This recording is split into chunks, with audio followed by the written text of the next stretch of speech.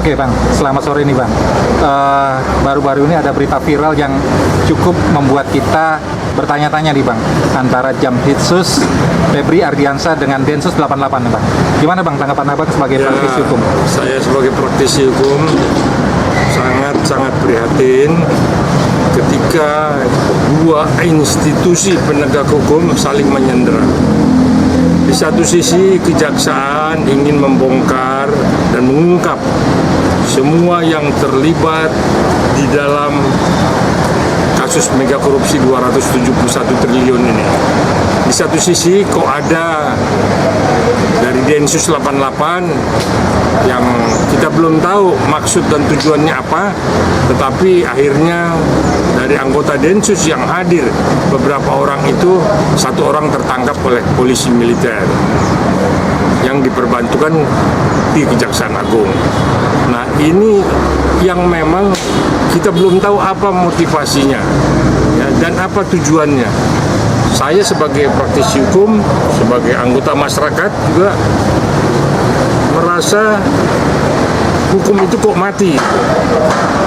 Di satu sisi ingin dibongkar, di satu sisi mau ditutup-tutupi. Nah, saya pikir Pak Kapolri bisa menjelaskan dan Pak Jaksa Agung pun juga bisa membuka apa dan siapa di belakang itu semua.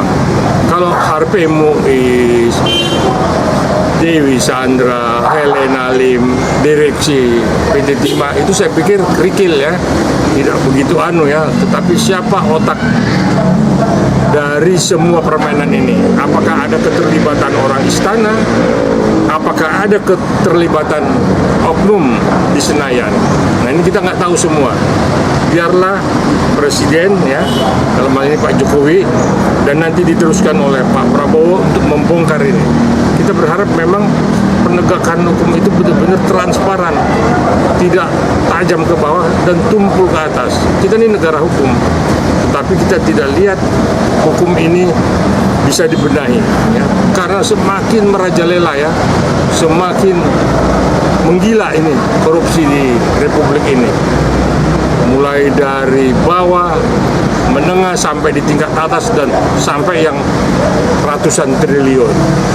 Nah, saya pikir kalau yang hanya 2-3 M itu dihukum hanya 2-3 tahun, yang 100 M, yang 1 triliun dihukum juga 2-3 tahun. Ini undang-undang tipikor seperti apa? Nah, makanya kita berharap ketika Pak Jokowi kemarin menyampaikan untuk meminta DPR menggolkan undang-undang perampasan aset korupsi, aset koruptor, ya, dan perampasan aset itu juga memang harus dilakukan, dan ada pembuktian terbalik untuk para mereka yang kekayaannya tidak wajar. Nah, ini yang kita harapkan ke depan itu, mudah-mudahan Pak Prabowo nanti di awal pertama adalah penegakan hukum. Jadi Pak Prabowo pun sebagai presiden juga akan menempatkan anggota kabinetnya itu orang-orang yang memang benar-benar track recordnya bersih dan orang-orang yang terpilih. Sekarang kita lihat mau pilkada ini, mantan-mantan para koruptor sudah berlomba mendaftarkan diri ya. Nah, inilah yang memang akhirnya negara ini masih dalam lingkaran setan. Orangnya berputar-putar di situ, memang mereka-mereka sendiri yang memang membangun dinasti politik, membangun dinasti untuk para koruptor.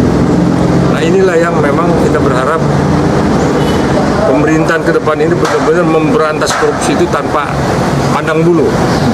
Mau besar, mau kecil, sikat habis dan dihukum seberat-beratnya. Ya, mulai dari penyidikan, di tingkat penuntutan sampai putusan itu benar-benar transparan dan benar-benar tidak ada jual beli pasal. Ini kan banyak oknum di penyidikan, di kejaksaan, di pengadilan, semua pada jual beli pasal. Makanya orang tidak takut untuk korupsi. Mereka merasa korupsi itu sebagai satu prestise, ya, sebagai kebanggaan. Nah, inilah yang harus memang masyarakat dilibatkan, masyarakat juga diikut sertakan untuk memberantas korupsi dengan memberikan informasi. Tetapi informasinya itu jalan dengan tadi pembuktian terbalik, dan aset para koruptor itu benar-benar disita, dirampas untuk negara dan dikembalikan ke rakyat. Kan ini kan rakyat sendiri yang menderita.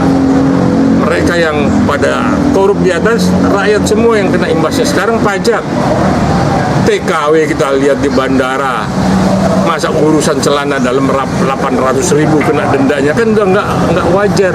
Ya.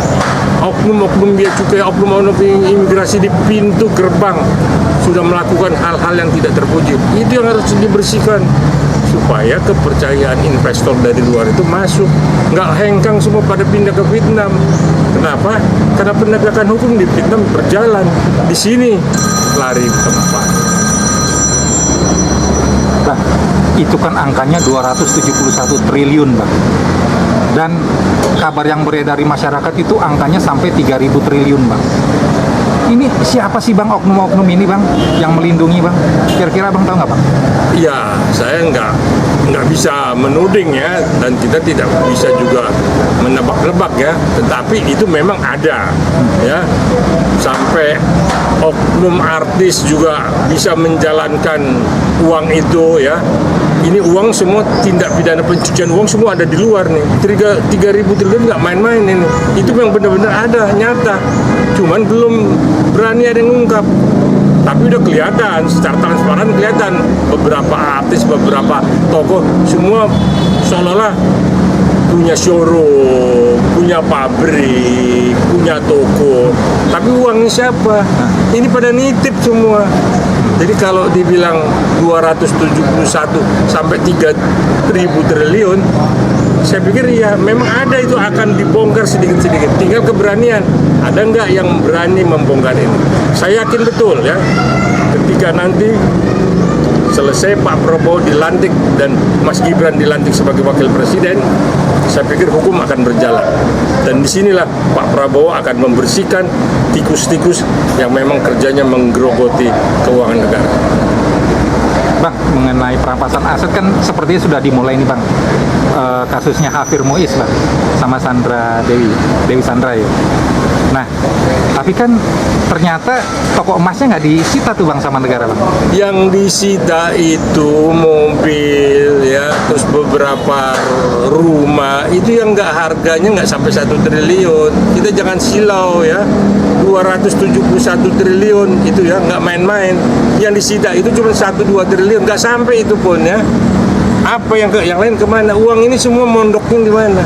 Kita lihat BPK, 49 miliar dia simpan uang dalam bentuk rupiah di satu rumah yang disewa. Ya, dikontrakin hanya untuk menyimpan uang sokok. Itu baru satu penyidik di BPK. Berapa ribu penyidik, berapa banyak uang yang pindah dikontrakan, mungkin di dalam tanah disimpan. Ini semua nggak main-main. Satu-satu tercium terbuka. Ya. Nah, itu pejabat BPK ya, penyidik BPK. Belum yang lain-lain. Di bea cukai, di imigrasi. Aduh, ampun deh, kita tidak bisa sebut satu-satu ya. Tetapi yang jelas di Departemen Keuangan itu juga banyak tikusnya, ya, yang menggerogoti uang keuangan negara. Ini semua kemana? Senayan kemana kok tidak ada suara? Nah, ini yang kita lihat kok adem-adem ayem gitu. Makanya kalau kita bilang udah ada perampasan aset, belum, itu belum seberapa ya. Kalau yang dirampas itu memang mesti signifikan, mendekati 271 terbukti gitu. Jadi bukan hanya kerusakan lingkungan, ini memang uang utuh, uang yang disembunyikan. Bayangin aja, yang kita tidak masuk di akal, seorang TKW yang menjadi devisa negara membawa uang dari luar, hanya urusan celana dalam, kan memalukan. Urusan celana dalam akhirnya jadi kemana-mana, didenda 800.000.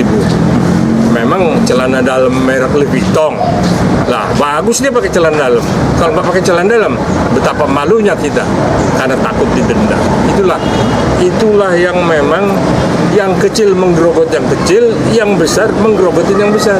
Semua berjamaah untuk menggerogoti uang negara. Maka selalu kita berdoa negara ini berangsur-angsur bisa pulih setelah Pak Jokowi, Pak Prabowo dengan Mas Gibran bisa membawa Indonesia ini ke depan menjadi Indonesia emas, dan berangsur-angsur para koruptor itu ditangkapi, kalau perlu dikasih makan ke buaya, ya, karena hukum kita dia udah tidak takut. Karena dulu katanya mau ditaruh di Nusa Kambangan, di Pulau Nusa Kambangan, kan nggak jalan juga kan, karena duitnya banyak. Nah, di sel pun seperti di hotel bintang 5. Jadi itulah yang kita berharap pemerintah bisa membenahi ini. Ya, kasihan sama rakyat, ya, ada yang sampai satu hari cuma satu kali makan. Nah, jadi saya sebagai praktisi hukum menghimbau, ya, mudah-mudahan ini bisa terkuak. Apa motivasi dari Densus 88 itu menguntit, ya, mengawasi Jampitsus Pak Febri Ardiansah. Saya pikir itu yang paling pokok. Saya Muarakarta, Jumat tanggal 24 Mei 2024.